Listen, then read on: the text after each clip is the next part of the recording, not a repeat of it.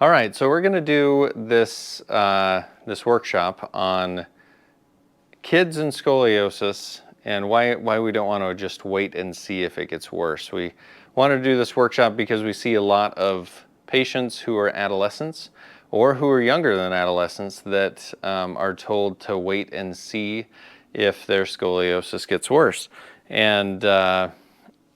And that's not the way, that's an absence of treatment. That's not the way to treat scoliosis. So I want to go over some specifics about scoliosis, and then I want to go over why the wait and see approach is not the way that we want to go about this.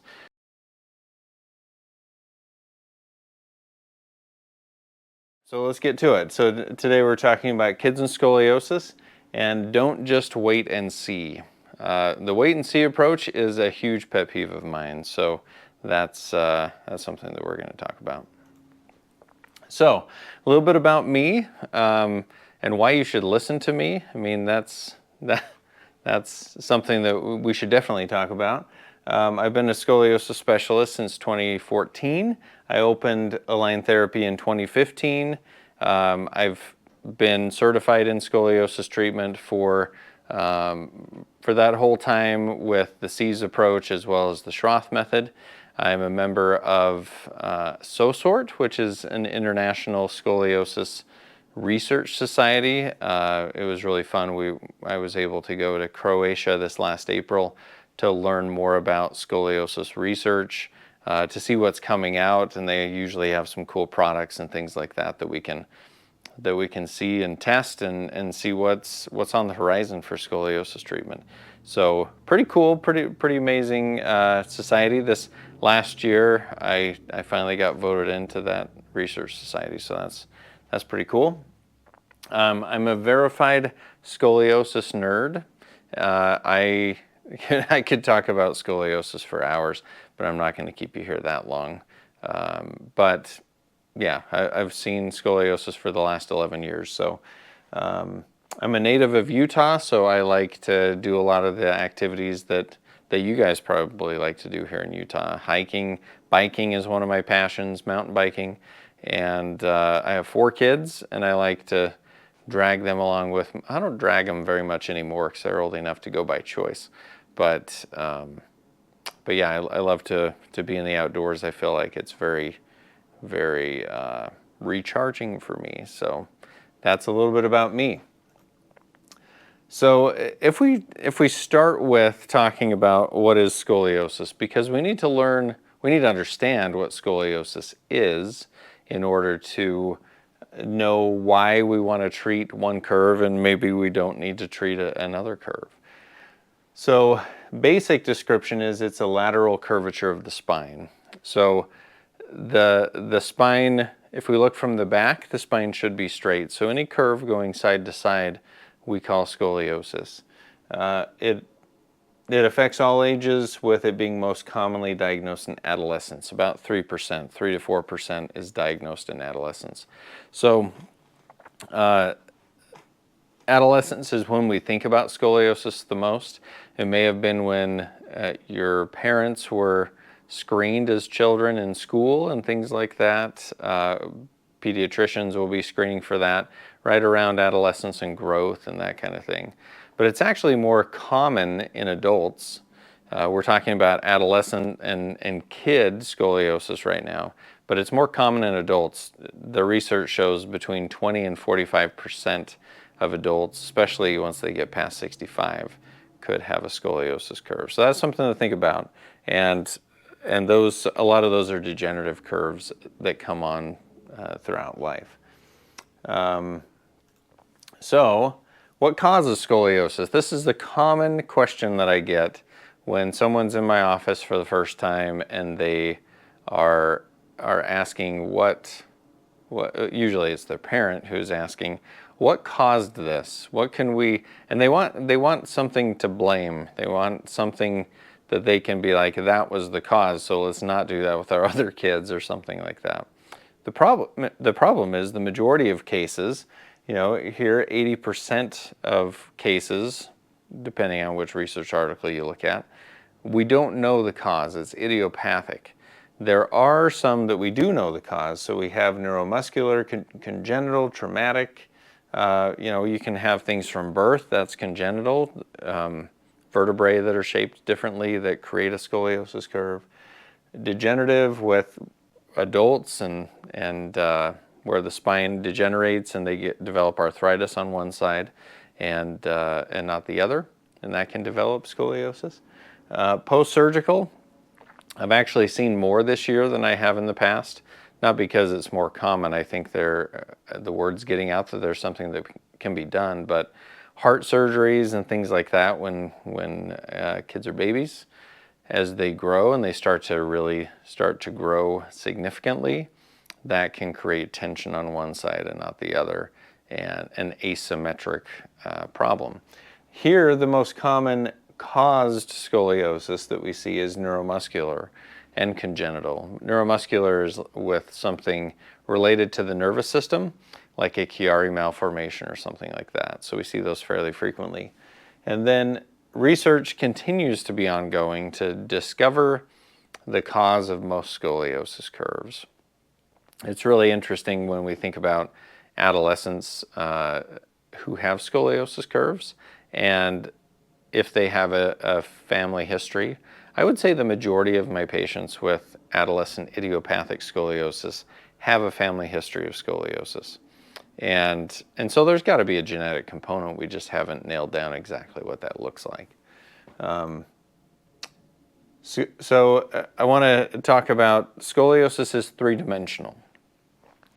A lot of times we think about it on an x-ray from the back, that just the Cobb angle. So much more than that, and the Cobb angle is only one dimension of this. So we have the frontal plane, which is the Cobb angle, taking an x-ray that looks at you from the front or the back, and then determining what degree that scoliosis curve is. Transverse plane, we also have a rotation, so the ribs rotate. So if we look at a spine here, the frontal plane is the curve going this way, but we always, well, nearly always, we have a curve and a rotation, and the ribs attached to the spine will rotate back on the convex side, and that's one dimension. The second dimension is the rotation.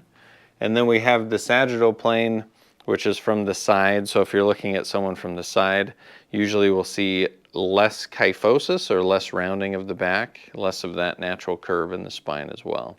So we've got to think about it from three dimensions when we're thinking about scoliosis. So we're going to go through a little bit of I want you to tell me what you see. So we're going to look at each different plane that we've already talked about. So tell me what you see with these things. So let's go at the shoulders first. So where are we looking? If we look at the shoulders in this picture, the questions that I ask when I see someone in the clinic are they even? Are the shoulders even? You're right, they're not even. One is one more forward than the other, and are both shoulders rounded. So does anyone see the shoulder that is more forward? Right, so we have the right shoulder sitting more forward. And that's very common. The shoulder blade tips forward because of the rotation of the ribs. So that's something that we'll see. So we look at the shoulders. Then we go down and we start to look at the shoulder blades. So is one shoulder blade more prominent? Are they even?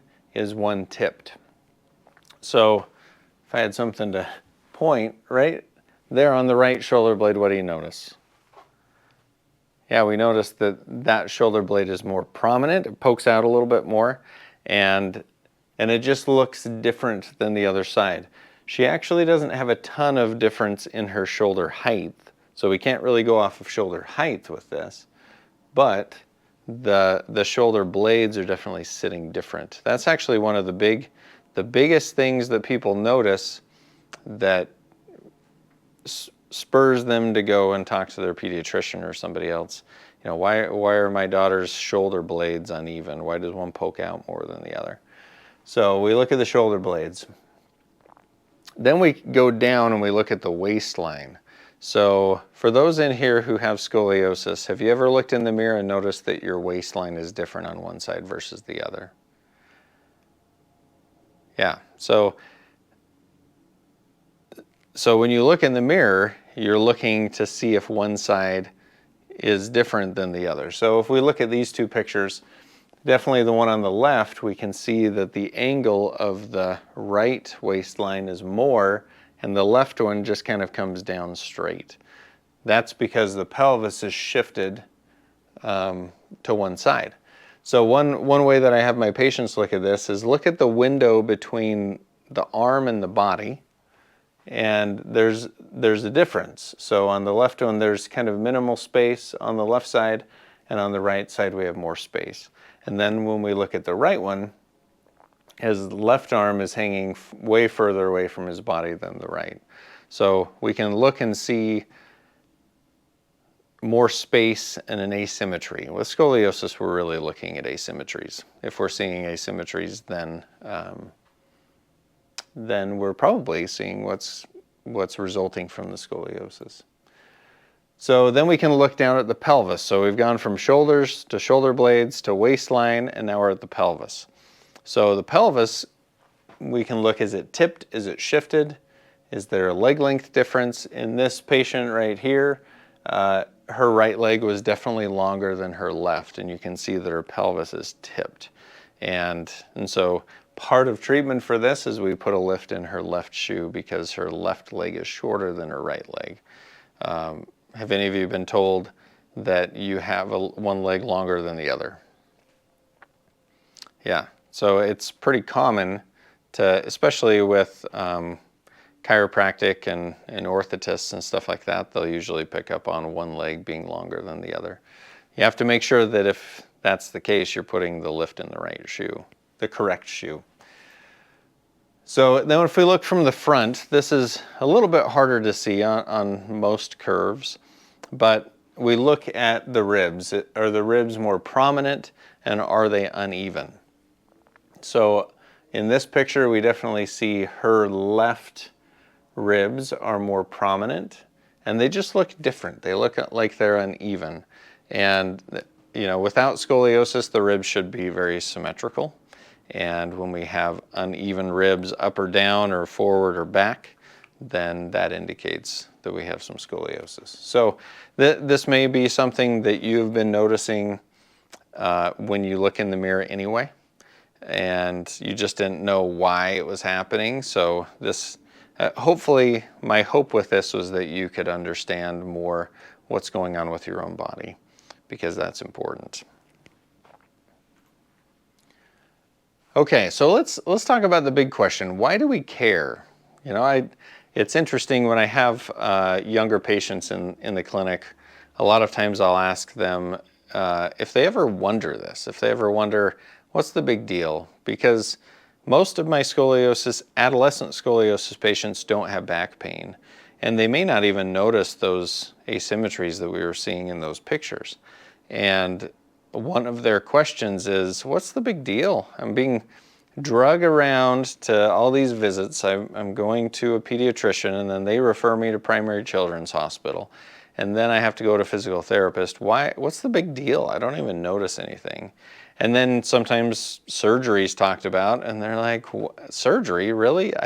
I don't notice these things. So what and when does it matter that there's a curve in your spine? I think it's very important to talk about this.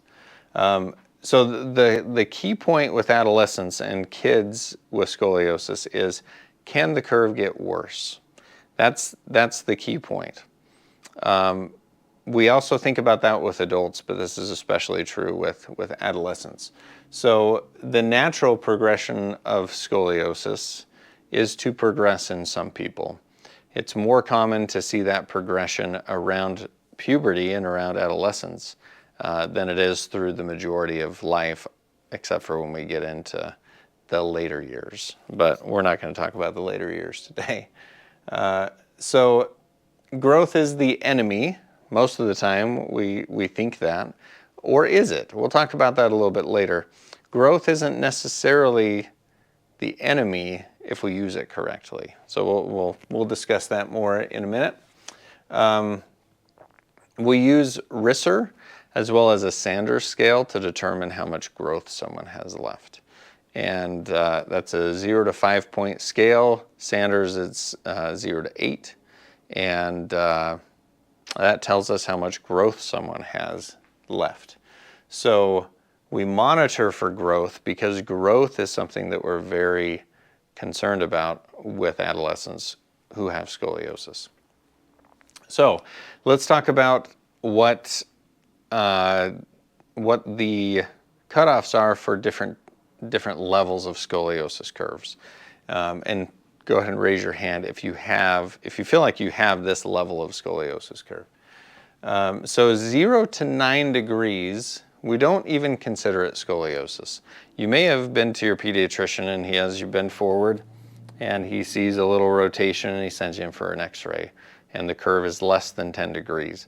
Technically, we're not calling that scoliosis, but if that happens in someone who's younger, we're still watching that. They don't technically have scoliosis yet, but the potential is definitely there. 10 degrees to 24 degrees, we call those mild curves.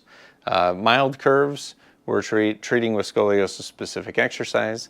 And sometimes if this is in a really young kid at about 20 degrees, we think about starting night bracing.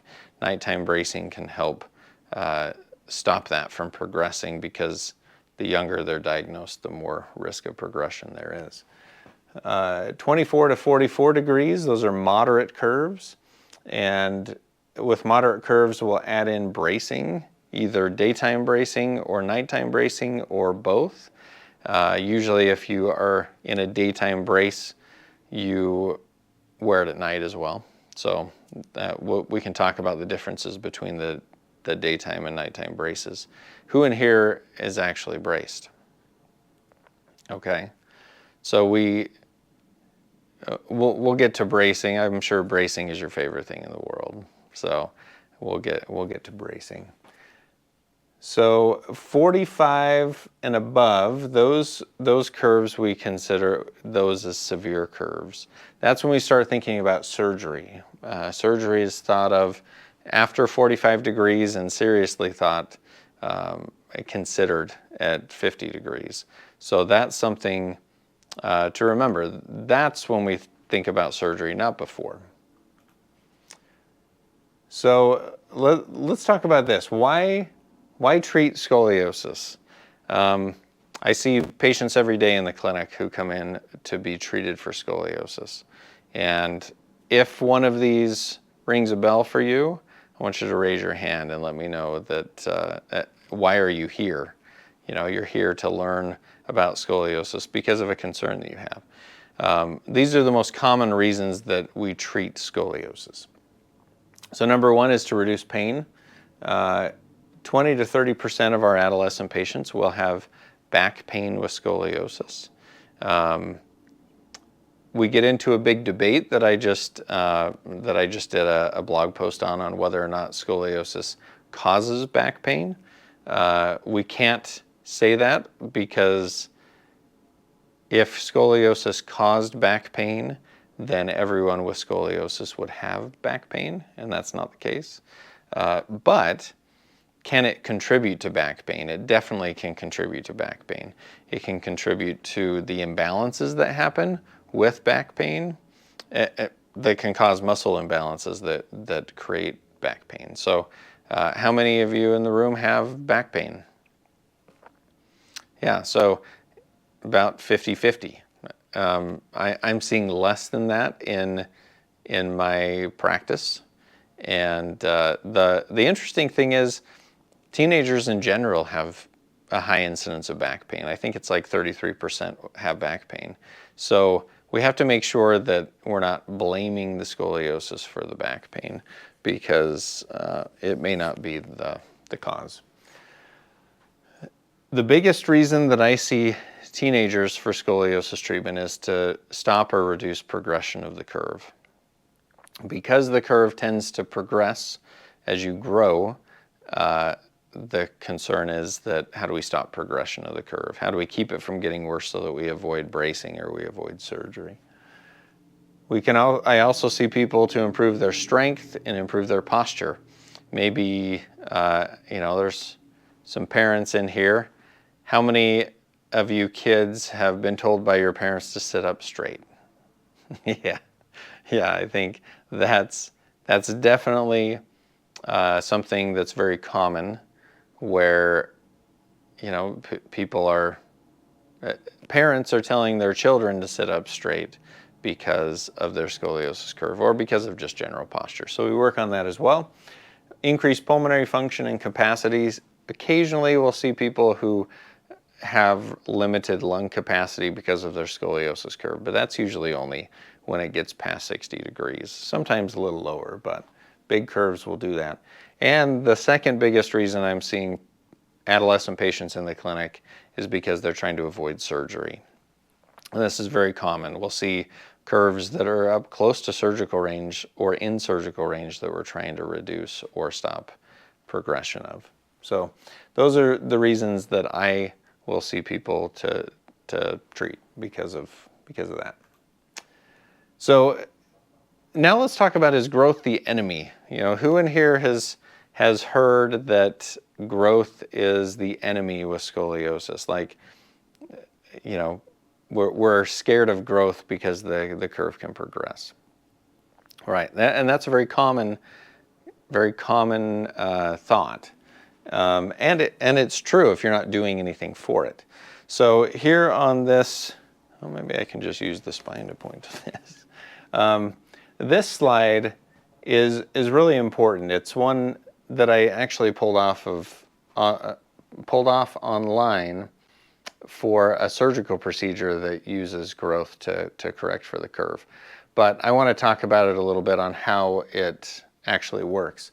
So growth modulation is actually the way that bracing works and the way that scoliosis specific exercise works, and some surgical techniques now.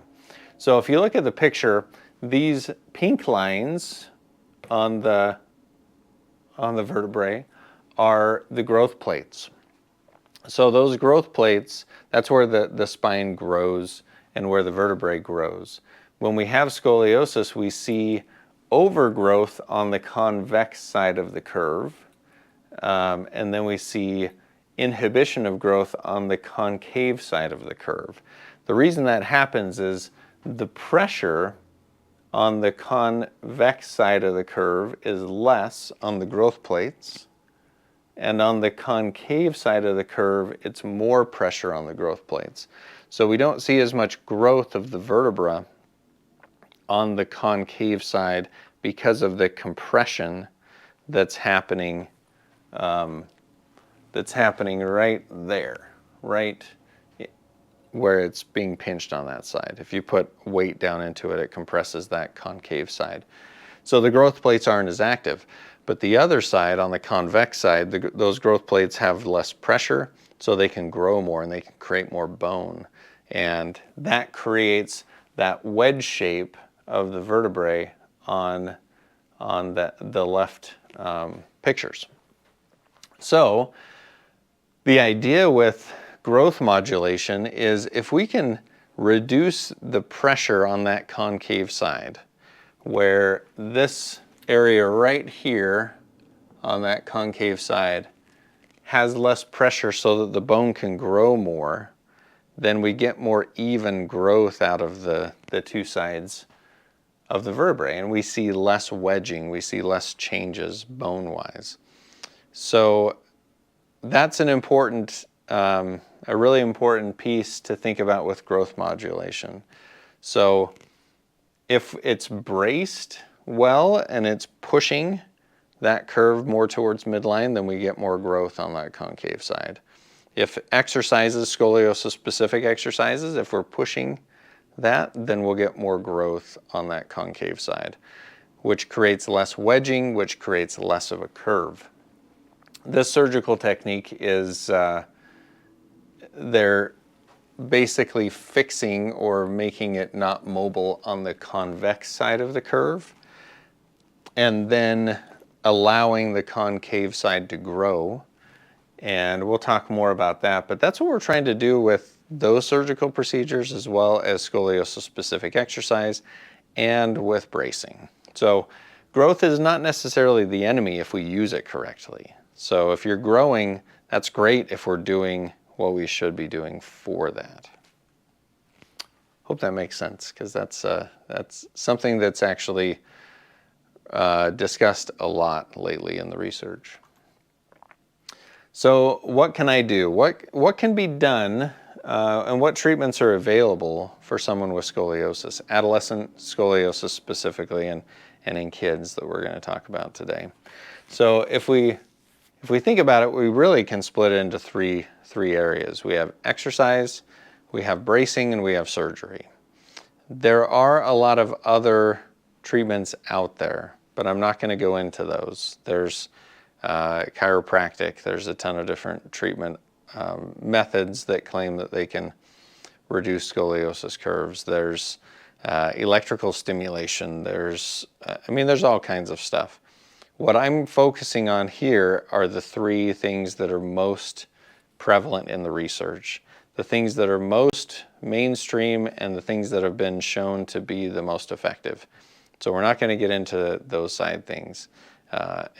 Afterwards, you can ask me about specific things on other things with scoliosis treatment.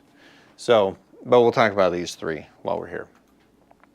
So the first one, let's get this one out of the way. Surgery. This is a hot topic. A lot of people ask questions about this.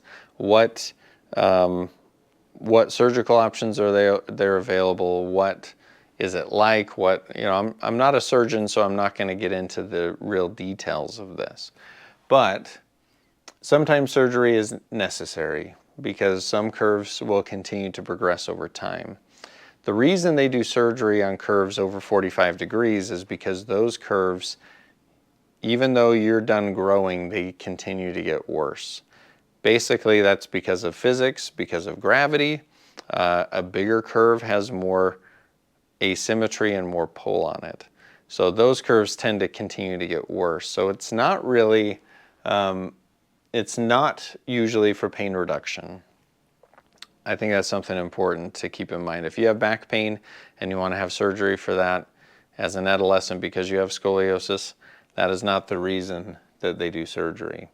It's to stop progression of the curve and preserve organ function so the curves don't get into where they start to affect the organs. Affecting the organs, it's kind of debated, but it's usually not until we get to 60 and 70 degrees and above. But that's a case-by-case thing, though. So there are some newer surgical techniques that are really showing promise. And these newer surgical techniques are using that growth modulation that we just talked about. So that growth modulation is a way that we can use growth to create changes in the bones while the child is still growing. And I think that's a key factor to think about. While they're still growing. So anyone in here still growing? I shouldn't see any of the adult hands go up. So that growth, a lot of times we're scared about that growth because of the scoliosis, but if we can utilize it, fantastic. So there are a few different things, growing rods, apifix. Apifix is the picture that we saw before, and vertebral body tethering. Vertebral body tethering is one that is probably the most common that you'll see online and in the research. And this picture right here is of vertebral body tethering. So we'll see the anchors into the vertebrae on the convex side of the curve.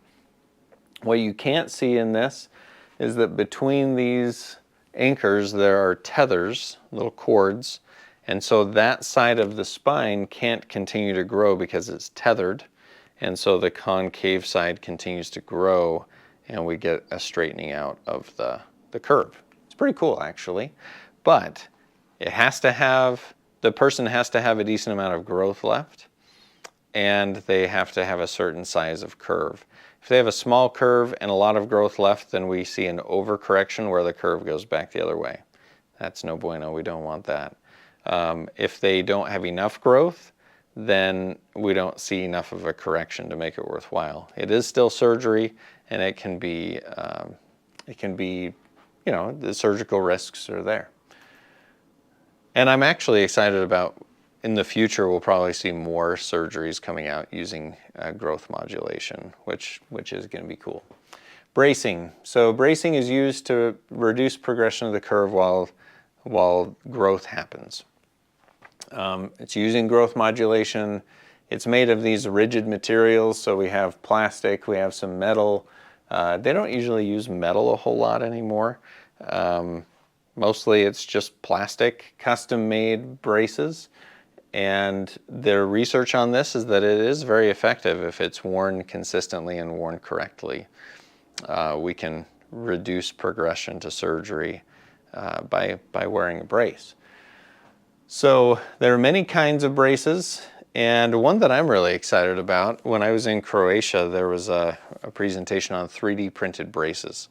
3D printed braces, I think, will be here in the next 1 to 2 years.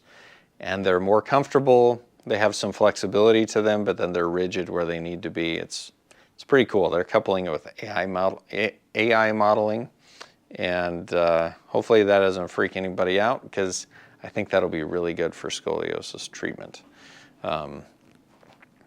So the different types of braces, we won't go into all the different types of braces, but there are a ton of different types of braces. Some more effective than others, but bracing as a whole can definitely be effective.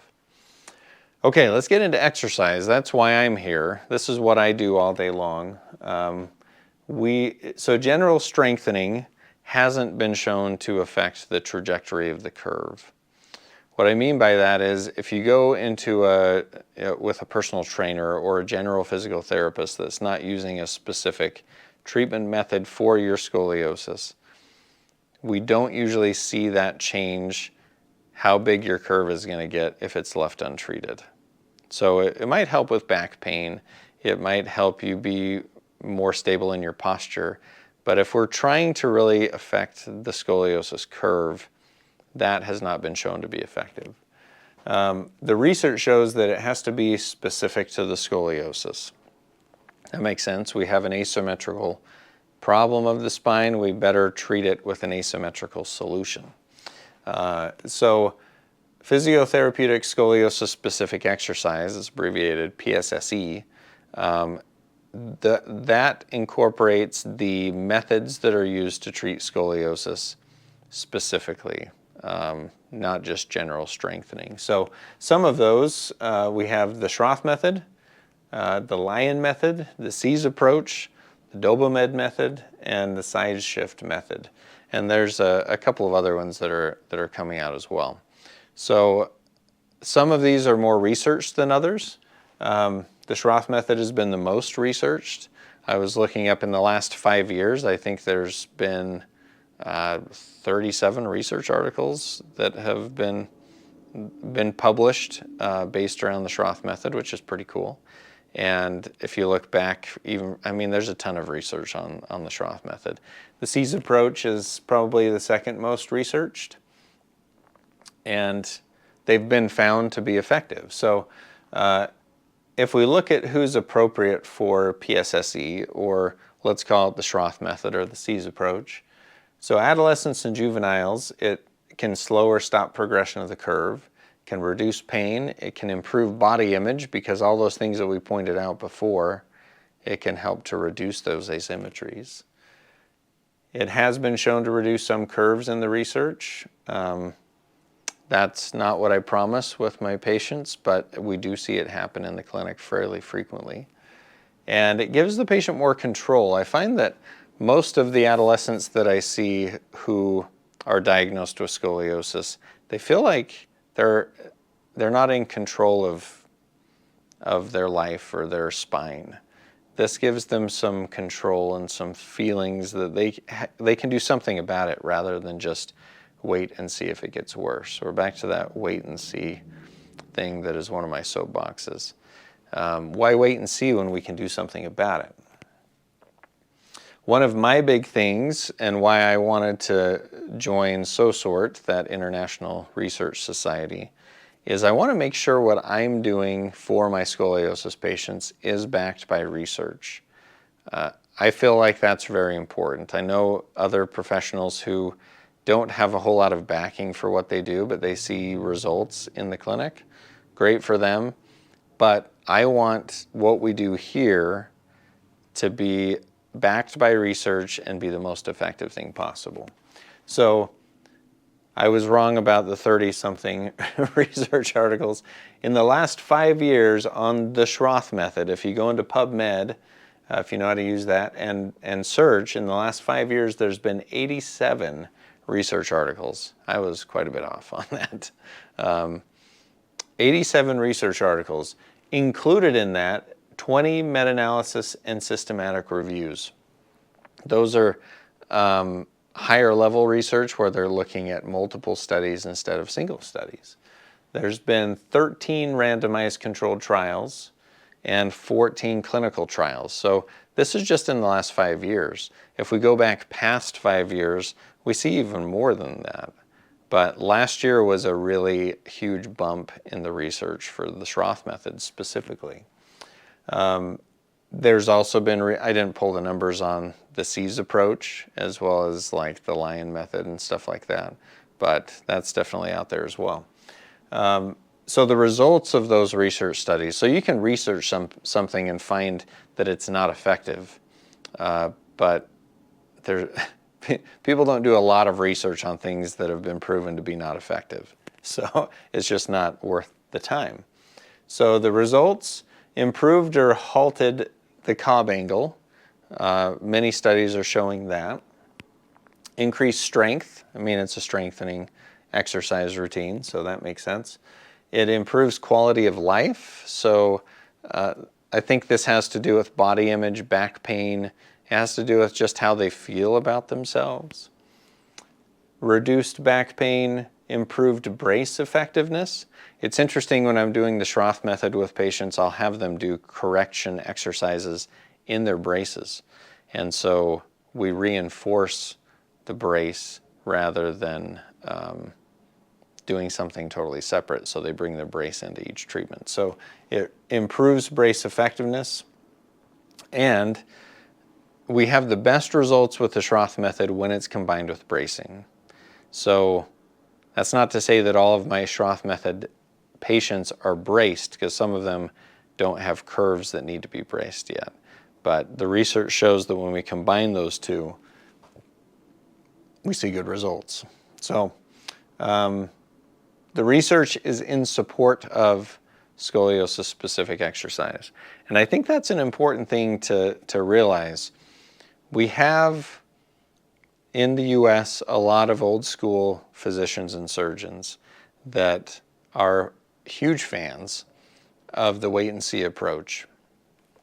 I don't know why, with all this research, that they haven't gotten on board with scoliosis-specific exercise.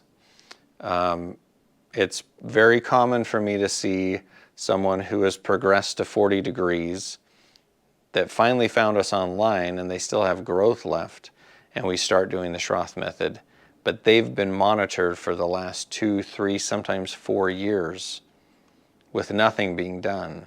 They might have been braced, but there is research to support that we should be doing something rather than waiting to see. So some of the cases that I can show you, it's kind of hard on these x-rays because you can't see huge changes from a distance. I mean, we see changes in the Cobb angles. I don't know if you can see those numbers. We see changes in the Cobb angles, but you know, it's not fixed, it's not cured. So let's look at a few of these. So the one up top, I don't have angles on that, but you can definitely see more balance in the spine. They're centered over them. The left side is before, right side is after. The one up here to the right, we have 34.9 degrees of that thoracolumbar curve in the left side. And after treatment, we were looking at 24 degrees. That's a 10-degree difference, which is fantastic. It's awesome. I don't see that in everyone, but that was a really cool case. Over here we have 20 degrees in the thoracic going down to 15, 18 degrees in the lumbar going down to 12 degrees, which is pretty awesome. Here on the bottom right, we have 20.8 degrees going down to 15. That's the same picture. I should take that one off, but that's the same picture. So those three, you can see the differences that that we're seeing before and after. Those gains, those improvements, we want to see those last until the child is done growing. So that's kind of the challenge, is making sure that we're doing those consistently until they're done growing. That's the challenge at home, and that's what we're trying to figure out in the clinic, how to support that performance at home. So, question, what should you do? Everyone in here is different. We all, those who have scoliosis, all different curves, different, it's affecting your life in different ways, and we have to treat it specific to what you have going on. So you have to consider what your goals are. What is the most important thing to you? Is the most important thing to you to limit progression of the curve? Is it to have less pain? Is it to improve the look of your scoliosis? Is it to avoid surgery? So we have to think about what is the goal. After you know what you're looking for, then we consider the curve. So what's your Cobb angle? What potential of growth do you have? Is the curve progressive? And are there pain or neurological compromise? Neurological compromise I don't usually see in kids, but adults, that's more of an issue. So thinking about those things, then we can make an informed decision on what to do. So if we go back here a little bit. Okay, so we're going to go through a little bit of a scenario, because I think it's important to understand how we make these decisions. It's not as cut and dry as if you have this degree curve, you do this. If you have this degree curve, you do this. We have to take a lot of things into account. So let's go into a few different scenarios. So, well, maybe let's do this. Give me what your scenarios are, like where you are. Well, let me just ask you a few questions. Maybe that'll be the easiest. So, who wants to volunteer? All right. So how old are you? Okay, 13.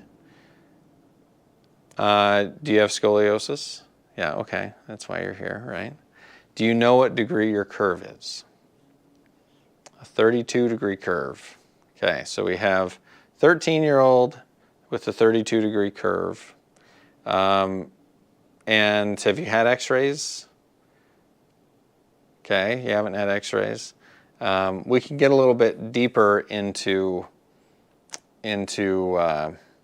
growth potential if we talk about some other things, but we'll consider, you know, do you feel like you have growth left? Okay, any sisters that are taller? Okay, and I see your parents are kind of tall, so I think we have a decent amount of growth potential. Okay, so we have a 32-degree curve in a 13-year-old girl who's not done growing. Because it's 32 degrees, I would suggest doing bracing, because we're in that range where it's a moderate curve, and we want to limit progression of the curve through bracing. I would definitely do scoliosis-specific exercise to help the bracing be more effective. So 13-year-old, 32 degrees, we have a curve that we know it's progressive because it has progressed. And we have a period of time still that we can use to modulate growth as we treat that. So okay, does that make sense? Does that help a little bit? The way we can determine growth, at least a different way than looking at x-rays and growth plates, we can look at the onset of puberty. And in girls, this works a little bit better because rapid growth in girls tends to happen a year before and a year after they start their period. So we can kind of gauge that rapid growth along those lines. And then normally the second year after the onset of puberty, they're still growing, but they're not growing as rapidly. So we can kind of use that to predict as well. So let me give you a scenario.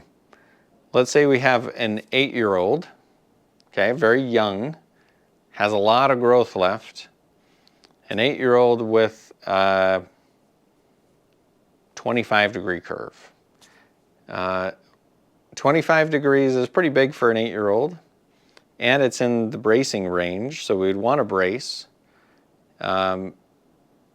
We would want to do scoliosis-specific exercise, but I wouldn't go full-blown with an 8-year-old with scoliosis-specific exercise because they haven't hit their growth spurts yet.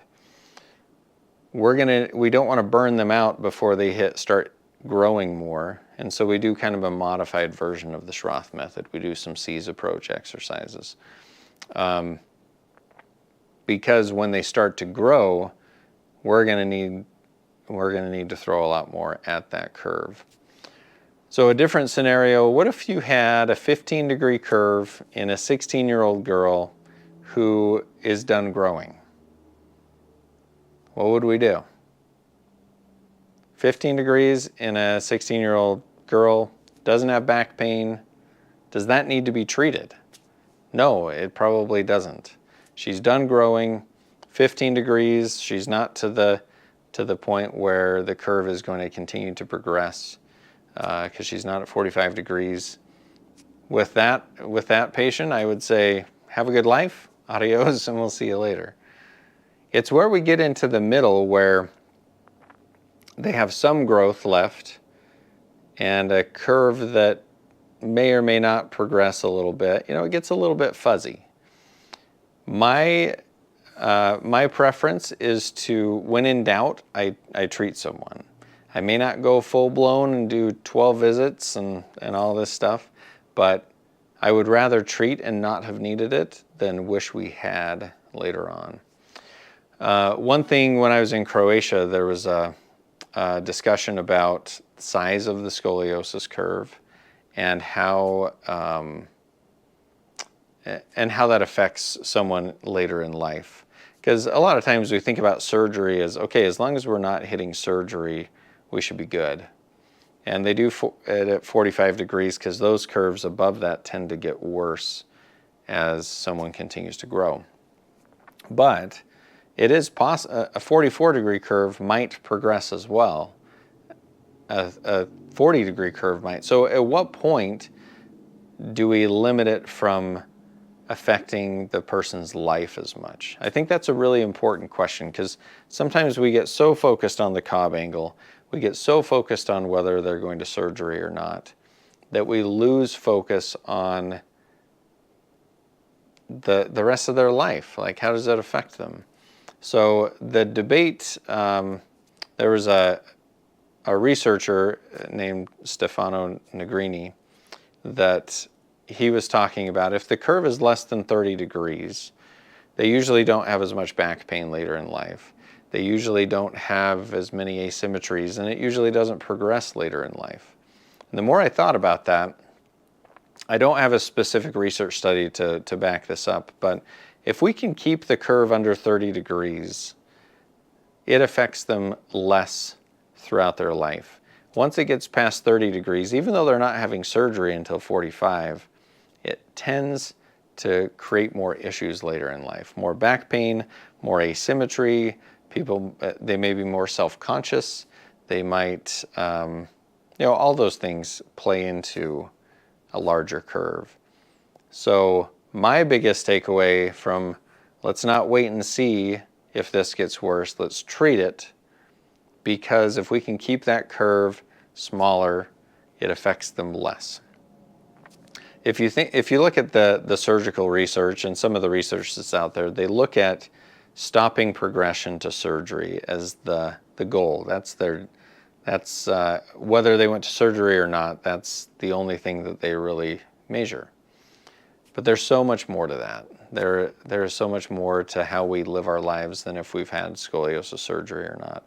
Yeah, scoliosis surgery is not ideal. I'm not opposed to it when it's needed, but why don't we try and keep that curve as small as possible so that it affects their life less? So I think that's the biggest takeaway from this presentation is how do we keep the curve as small as possible, treating it appropriately, not just avoiding surgery, although that's what we want to do too, and not just wait and see if it gets worse. So I think that's why you guys are here today, is to learn how to keep it from getting worse. And hopefully what I've talked about helps you understand why we want to keep it from getting worse and some of the methods that we can use to keep it from getting worse. Because I would rather treat it and not need it than wish we had in the future. So thanks for listening to the presentation. Any questions that you guys have, I can answer, and I appreciate being here.